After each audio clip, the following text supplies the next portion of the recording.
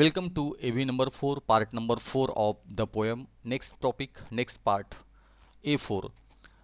Read इथपर्यंत आपण आलो होतो actually. Read the line. The city now doth like a garment wear. त्या ठिकाणी ही जे शहर आहे ना, त्या शहराने त्या ठिकाणी एखादं वस्त्र त्या ठिकाणी परिधान केलेलं आहे, वस्त्र पांघरलेलं आहे या अर्थाने. The poet imagines that the city is wearing a beautiful garment. त्या ठिकाणी कवी अशी कल्पना करतो की हे शहर जे आहे ना, ह्या शहराने सुंदर असं गारमेंट त्या ठिकाणी परिधान केलेलं आहे. Hence the figure of speech is personification. म्हणून ह्या ठिकाणी अलंकार जो वापरलेला आहे तो आहे पर्सोनिफिकेशन हा अलंकार वापरलेला आहे. Find out more examples of personification from the poem. आता पर्सोनिफिकेशन म्हणजे काय, तर ज्या वेळा एखादी निर्जीव वस्तू सजीवासारखी वागते. When the inanimate object is behaving like animate object it is called as personification. तर हे शहर कसं आहे, तर ह्या शहराने एक वस्त्र परिधान केलेलं आहे, म्हणजे ते एखाद्या माणसासारखं आहे. त्या माणसासारखं त्याने वस्त्र परिधान केलेलं आहे. म्हणजेच या ठिकाणी शहराचं वर्णन करताना त्या ठिकाणी the city is personified here. म्हणून त्या ठिकाणी निर्जीव वस्तू सजीवासारखे वागते आहे आणि म्हणून त्या ठिकाणी हे उदाहरण आहे आपलं पर्सॉनिफिकेशन या अलंकाराचं. असे काही उदाहरणं आहेत का की जे पर्सॉनिफिकेशन या अलंकाराची उदाहरणं आहेत, तर ह्या ठिकाणी द सन इज पर्सॉनिफाईड. ह्या ठिकाणी the sun is shining, the sun is glittering, sun is personified. त्या ठिकाणी the river glide at his own sweet will त्या ठिकाणी आलेलं आहे. The river glide at his own sweet will. तर ही जी नदी आहे ही आपल्या इच्छेप्रमाणे त्या ठिकाणी सुंदरपणे हळुवारपणे वाहते आहे. व्हील आहे, व्हील म्हणजे इच्छा. तर नदीला एक इच्छा प्रदान दिलेली आहे, एक ह्युमन क्वालिटी दिलेली आहे. म्हणजे the river is personified here. The very houses seem asleep. घरं झोपी गेलेली आहेत. आता घरं कधी झोपी जातील का, तर ह्या ठिकाणी घरातली माणसं झोपी गेलेली आहेत. म्हणजेच घरांना पण त्या ठिकाणी पर्सॉनिफाईड केलेलं आहे. म्हणजे हे सुद्धा वाक्य पर्सॉनिफिकेशनचं त्या ठिकाणी आहे. तर सिटीसुद्धा ह्या ठिकाणी दिलेली आहे. सिटी जी आहे, the city is personified. The city now doth like a garment wear हे तर वाक्य आलेलेच आहे. तर earth has not anything to show more fair. तर या पद्धतीने 3 वाक्य आपण बघितले की जे पर्सॉनिफिकेशन या अलंकाराची आहेत. पुढे आपण जाऊया. Next. Dull would he be of soul who could pass by. The line of the poem can be written as he would be of dull soul. Dull would be he of soul who could pass by. He would be of dull soul. The figure of speech is known as inversion. तर या वाक्यात शब्दांचा क्रम जो आहे ना मित्रांनो, तो त्या ठिकाणी चुकीचा आहे. The word order of the sentence is not correct आणि म्हणून त्या ठिकाणी तो अलंकार जो होतो त्याला म्हणतात इन्व्हर्जन हा अलंकार म्हणतात. तर या ठिकाणी dull would he be of soul, तर he would be of dull soul इथपर्यंत त्या ठिकाणी जे वाक्य आहे he would be of dull soul हे त्या ठिकाणी येणार आहे. Find out one more example of inversion from the poem. तर असं उदाहरण इन्व्हर्जनचं त्या ठिकाणी जर असेल तर आपण शोधायचं आहे. तर ते वाक्य आहे नेवर सॉ आय नेवर फेल्ट अ काम सो डीप. हे वाक्य आले नेवर सॉ I never felt a calm so deep. हे जे वाक्य आहे नेवर सॉ I never felt a calm so deep. तर ह्या ठिकाणी आय नेवर सॉ I never felt a calm so deep. I never felt comma I never saw a calm so deep असं ते वाक्य येणार आहे. म्हणजे आय जो येईल तो सुरुवातीला येणार आहे. I never saw never felt a calm so deep किंवा I never felt so deep a calm. नाही, I never saw never felt a calm so deep असंच त्या ठिकाणी वाक्य येणार आहे. तर इन्व्हर्जनचं ते उदाहरण आहे. नेक्स्ट आपण बघूया कोणता अलंकार आहे तो. The poem is a Petrarchan sonnet. ही कविता जी आहे ती पेट्रार्कन सॉनेट आहे. म्हणजे हा एक प्रकार आहे सॉनेटचा. सॉनेट म्हणजे सुनीत काव्य त्याला म्हणतात. याच्यामध्ये 14 ओळी असतात आणि त्याने म्हटलं the poem is divided into parts. कविता जी असते ती 2 पार्टमध्ये विभागली जाते. And Octave. ऑक्टेवचा अर्थ होतो 8 ओळींचा समूह. The first part comprising 8 lines. A sestet. सेस्टेटचा अर्थ होतो 6 ओळी. The second part comprising 6 lines. म्हणजे पहिल्या पार्टमध्ये 8 ओळी आहेत, दुसऱ्या पार्टमध्ये 6 ओळी आहेत आणि असा 8 आणि 6 असं 14 ओळींचा जो काव्याचा प्रकार आहे त्याला सुनीत काव्य असं म्हणतात. त्याला म्हणतात सॉनेट इंग्लिशमध्ये. Read the first 4 lines of the poem. The rhyme scheme is A B B A. तर ह्या पहिल्या चार ओळींची जी राईम स्कीम आहे ती आहे ABBA. Read the rhyme scheme for the next 4 line. पुढच्या चार ओळींची राईम स्कीम जर आपण बघितली आपण, इट इज ABBA. ती पण ABBA आहे. Now read the first 3 lines of the sestet. पहिल्या 3 ओळी सेस्टेटच्या आपण बघितल्या. And note the rhyme scheme, it is CDC.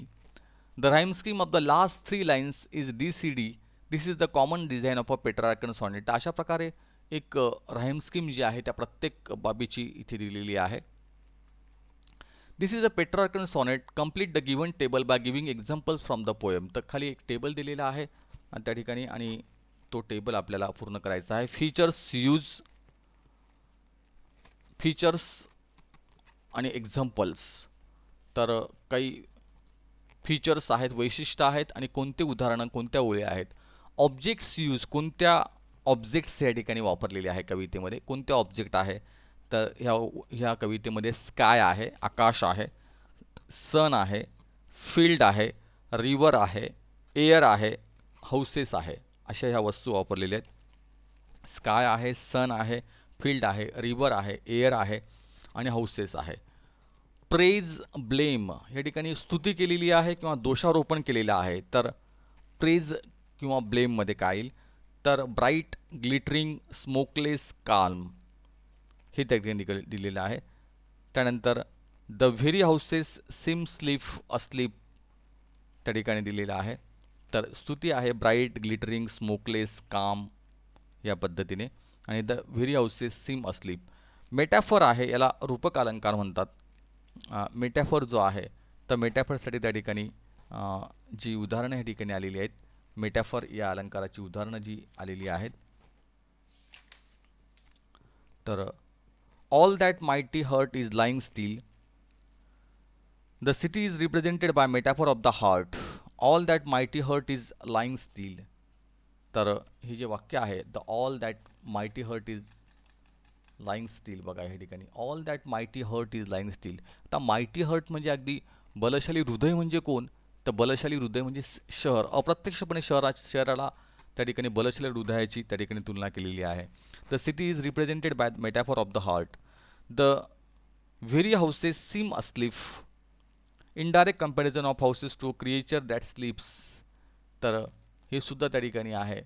The very houses that sleeps त्या ठिकाणी जे आलं आहे हे सुद्धा त्या ठिकाणी indirect comparison of houses to creature that sleep. तर अप्रत्यक्षपणे माणसांसारखे ते झोपतायत असं त्या ठिकाणी आपण म्हटलं आहे. आणि आपण हे उदाहरण याचंही घेतलं होतं पर्सॉनिफिकेशन या अलंकाराचं.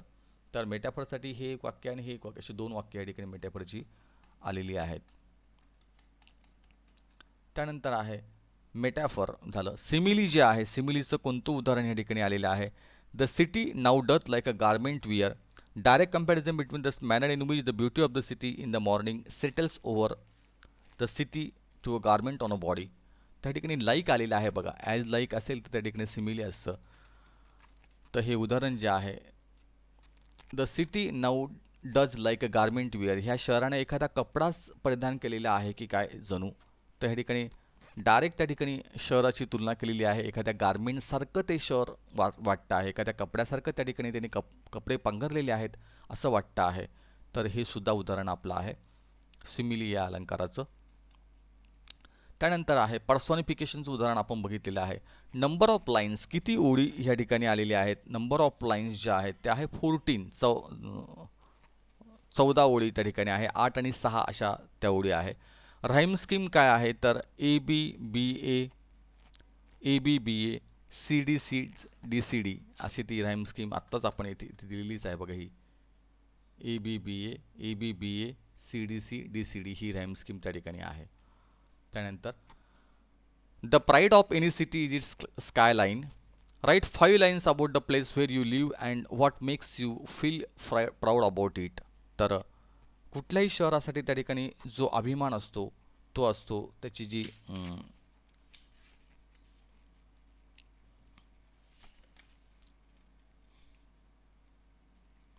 स्कायलाईन जी आहे ती त्याची जी मूळ रेषा आहे. स्कायलाईन म्हणजे मूळ आभा ज्याला म्हणतो आपण.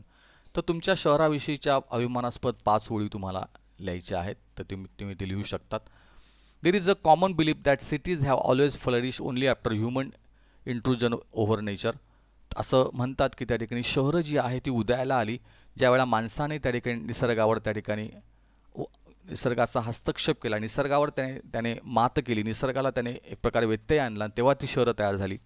Right a paragraph, right a speech expressing your opinion about it. तर एखादं भाषण तयार करा आणि ह्या भाषणात त्या ठिकाणी तुम्हाला शहरं कशी उदयाला येतात तर त्याचं वर्णन करायचं आहे. Compose a poem on an imaginary village. Try to maintain the rhyme scheme in the poem. You may begin like this. तर एक कविता आपल्याला त्या ठिकाणी बनवायची आहे एखाद्या खेड्याबद्दल.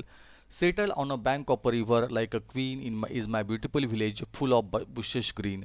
तर एका छान नदीच्या किनारी एखाद्या राणीसारखं माझं सुंदर गाव बसलेलं आहे की जे हिरवगार असं आहे, अशी सुरुवात करायची आहे आणि एक चार ओळी तुम्हाला लिहायची आहे.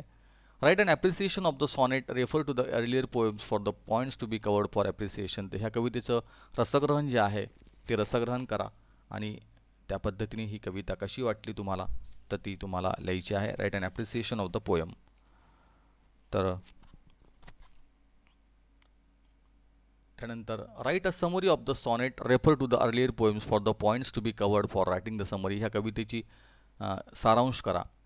While building a bridge, a group of people come together. They are architects, designers, engineers, officers, masons, politicians, building material supplier, carpenter, etc. Write about the qualifications of these people.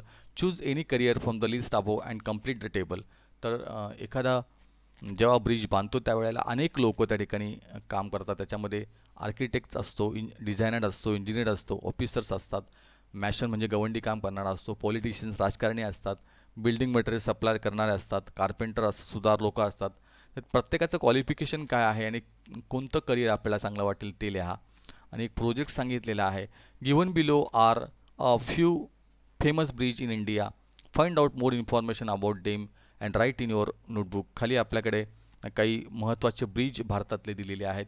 तर ही ब्रिजबद्दलची माहिती गोळा करा आणि तुम्हाला काय वाटतं त्या ब्रिजबद्दल. पहिला ब्रिज आहे हावडा ब्रिज, त्याला हावडा ब्रिज असं म्हणतात, हावडा ब्रिज. लक्ष्मण झुला, त्यानंतर पामबन ब्रिज आणि वरळी सीलिंग असे हे 4 ब्रिज आहेत. त्या ब्रिजबद्दलची माहिती आपण नेटला जाऊन सर्च करू शकतात आणि त्या पद्धतीने ती माहिती जी आहे ती आपल्या प्रोजेक्ट म्हणून बनवायची आहे. तर आपण या पद्धतीने आपली कविता जी आहे ती पूर्ण केलेली आहे. इथे आपण थांबूया आणि पुढच्या नेक्स्ट कवितेकडे आपण वळूया. थँक्यू.